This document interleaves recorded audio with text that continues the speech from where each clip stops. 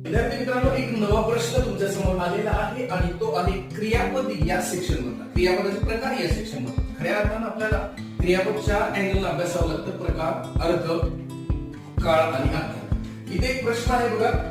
उजळले तेव्हा सकाळचे 6 वाजले होते. उजळले तेव्हा सकाळचे काय म्हणते 6 वाजले होते.